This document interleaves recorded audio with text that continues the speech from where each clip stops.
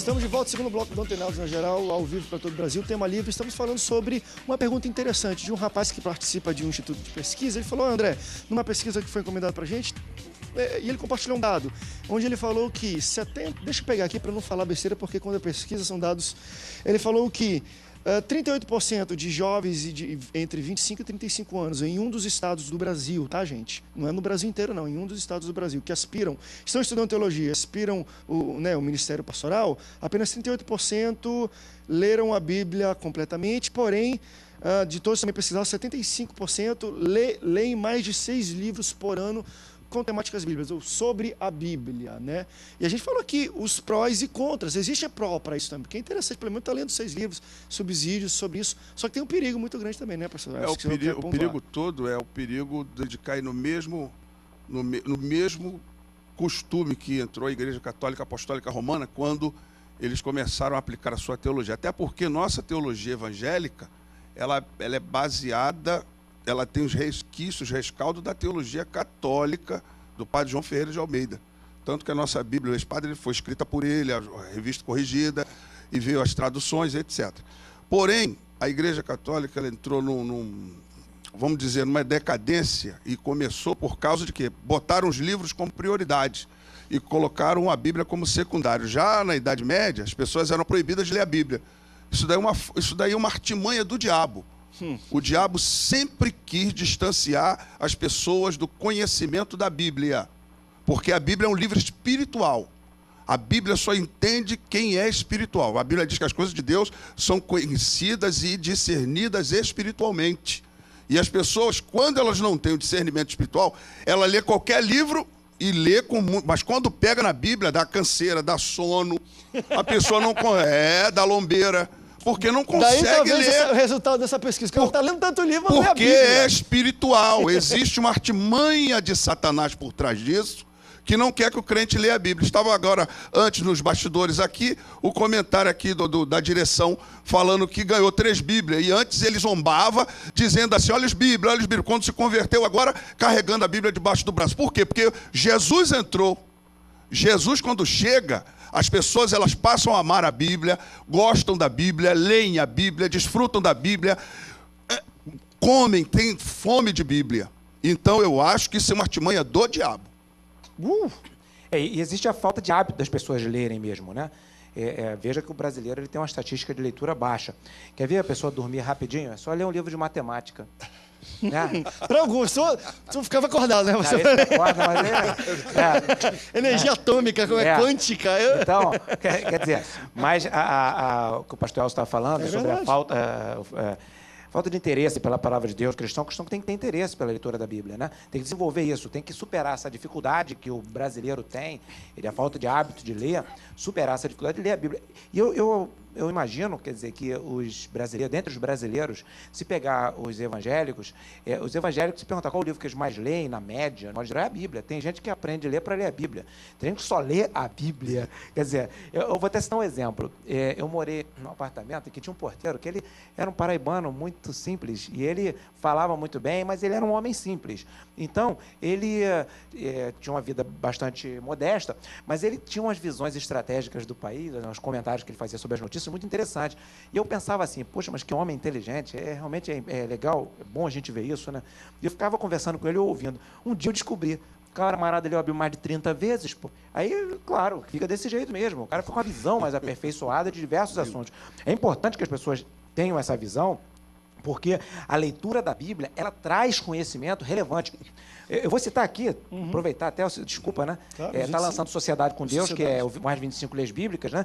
Mas o 25 leis, que está entre os mais vendidos no Brasil ainda, está sendo lançado na Letônia, na Lituânia, Europa, Estados Unidos e América Latina. Veja, um livro sobre a Bíblia que fala sobre comportamentos profissionais e cita muito a Bíblia. Então, quem compra esse livro, que boa parte não é cristão, pessoas que são pessoas induz cristãs, eles também a ler a Bíblia, né? E as pessoas aceitam, entendem e reconhecem que a Bíblia traz ensinamentos para ser bem-sucedido profissionalmente, embora no próprio livro, eu e o William Douglas, que somos os autores, a gente faz referência que o objetivo principal da Bíblia não é nada disso, não é sucesso profissional nem financeiro, mas a salvação de alma, Jesus Cristo.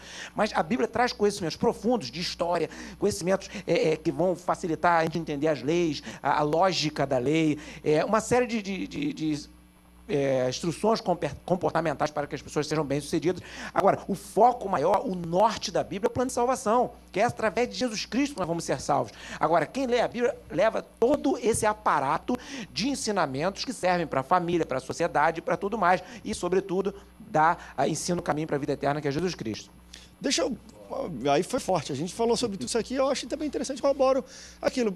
Principalmente nessa pesquisa que está falando, que é para pessoas que estão estudando teologia, né? A gente até comentou aqui, poxa, você está estudando direito constitucional e nunca pegou uma Constituição para ler, ou não entende como funciona o seu mecanismo e tudo mais. Quer ser pastor, quer ensinar, lê a Bíblia. Pode ler tantos outros livros, é bom, mas leia a Bíblia que Agora, isso é insubstituível. Eu creio que tem muitas pessoas que estão equivocadas. Elas acham que ser pastor é uma profissão. E não é um chamado de Deus, não é verdade? Se alguém fica rico sendo pastor, eu ainda não fiquei. Ainda não sei como. Tu entendeu? Eu sou rico da graça de Deus. Então, amados, relacionado a isso, as pessoas, não, eu vou me formar, eu quero ser pastor, mas ela não tem a chamada de Deus, ela não é vocacionada, vamos dizer. Entendeu? Ela quer um diploma de pastor ou de teologia, de teólogo, mas não tem chamado. Existem filhos de pastores por aí também que não são chamados. A questão é Deus que chama, Deus capacita, né? A pessoa vai estudar, vai fazer um seminário, vai ler a Bíblia, obviamente, é certo que sim, ler a Bíblia, se preparar espiritualmente para cuidar das ovelhas do Senhor e cuidar muito bem. E olha, amados, relacionado à leitura da Bíblia, não é só ler a Bíblia. O povo ele tem que ser mais doutrinado, inclusive nas igrejas, né? Nós ganhamos agora uma senhora espírita e alguém me reclamou que tinha umas moças do lado dela e ela falou assim, ela se converteu. Quando eu estava no centro, se nós conversávamos, o Pai de Santo chamava atenção, o nosso guia espiritual. E eu não estou gostando daquelas pessoas que estão conversando ali. E é verdade, às vezes as pessoas, além de não ler a Bíblia, além de não lerem a Bíblia, elas não têm reverência relacionada à Bíblia. Quando o pregador está trazendo a mensagem, as pessoas estão conversando, estão rindo, estão cumprimentando, alguém chegou atrasado, meu irmão, senta lá, não tem negócio de cumprimentar ninguém não. Não é verdade? Então, as pessoas não reverenciam. Lembro-me bem quando eu sou um pastor, me converti na Igreja Batista, e quando o pastor, que era o pastor Bonés, fomos ler a palavra de Deus. Não precisava mandar ficar em pé. Todo mundo ficava em pé. Líamos hoje as pessoas não estão nem aí. É uma irreverência terrível. Então, eu até citei, o povo está assim numa despreciência tão grande relacionada a isto, que as pessoas gritam gol do Brasil, e quando grita Jesus, está vendo aquela igreja ali irreverente. Meu irmão, é melhor você dar grito, pular no templo, dar glória a Deus e dar gritos e dançar também. Tem gente que fala, isso é escândalo, dança. Dança, meu irmão, faz coreografia na igreja, não tem problema não. Você não faz o Jogo do Brasil, você Perfeito. Não faz o Flamengo, né? Aquele time terrível. Eu falei que opiniões futebolísticas iam aparecer. Isso aqui é impossível não se colocar. Se você concorda ou discorda, vai ter um monte de bem aqui, pastor. Queima Jesus, queima Jeová. Mas a gente tem que acabar falando de futebol, mas é interessante o pastor ter colocado também. O pessoal fala assim, queimar é coisa boa ou coisa ruim? Amarra, sai. Tu quer ficar amarrado? Amarra e sai. Amarra e sai. Não, olha bem. É o nosso evangeliquez. Não, outro dia é o nosso evangeliquez. Tinha um hino aí, que no passado recente aí, que falava assim, não sei o quê, para Deus preparar e levar as pessoas. Ué, por que não vai preparar e usar? O irmão está pedindo para Deus matar outro. Né? Aí uma vez até o pai ele colocou isso, eu fui perguntar para o irmão que não, esse hino é bom. Eu falei, irmão, deixa eu falar uma coisa, uma hora assim pela sua família, para Deus preparar e levar alguém. Por que está fazendo isso para a família dos outros, irmão? Não pede para a família dos outros que peça para você, não. Pede para Deus preparar e usar, preparar e levar. Tem gente que fica querendo que o outro morra.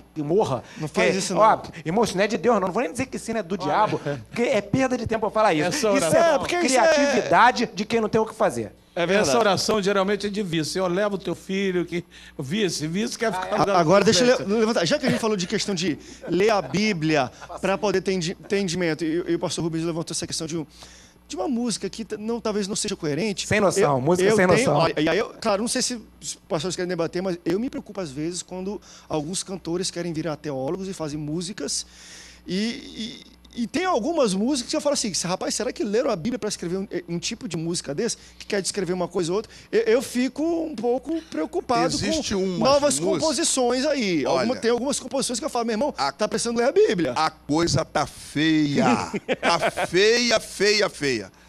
Há poucos dias eu estive pregando no local, não vou dizer aonde, eu prego em muitas igrejas aqui do Rio de Janeiro e fora do Rio. E depois que eu acabei de pregar, botaram um camarada para cantar, ele começou a cantar. Pega esse alguidar, coloca na boca desse defunto, que pega e quebra esse marafo, e começou a falar como se fosse um ponto de macumba. Eu falei, isso não é louvor para Deus, não. E ainda tem gente que vai na onda e começa a pular. Eu falo, isso aqui é igreja ou é centro? Isso aqui é igreja ou é centro de macumba? Temos que ter cuidado, porque essas músicas não é de louvor a Deus. A música, ela tem que ter o conteúdo bíblico e de louvor. Louvor, enaltecer o nome do Senhor. Isso daí é uma música que quer mexer com o emocional, e são músicas apelativas e que não tem conteúdo bíblico. Eu acho que quem está errando nisso tudo, desculpe me falar, meus pastores que estão agora ao vivo nos assistindo, são os pastores das igrejas, que tinham que proibir esse cidadão de cantar nas igrejas. Tomar o microfone mesmo, assim é seco. Tomar seco o microfone e não deixar. Corta o playback aí. Vamos fazer o seguinte, tem um hino. Desculpa o meu irmão, o Regis Darnés. Eu proibi cantar esse hino na igreja. Sabe Jesus. Proíba, pastor. Eu proibi, não é porque ele é muito forte assim. Entra na minha casa, entra na minha vida, mexe com minhas estruturas. Meu irmão, quem quer mexer com as estruturas? É Deus tocar no teu filho, tocar na tua família. Você quer? Então eu vou te provar mesmo. Meu irmão, eu já estou cheio de prova, vou pedir mais prova. Senhor, tem misericórdia de mim. Falei, irmão, não canta mais isso não, porque Deus vai mexer com a nossa estrutura. Eu não estou preparado, não. Dá um tempo, tá? É liberar. Vamos para o rápido break. Daqui a pouco a gente volta. Eu quero falar um pouco sobre... Deixa eu ver, a gente vai falar sobre ordenação feminina aqui.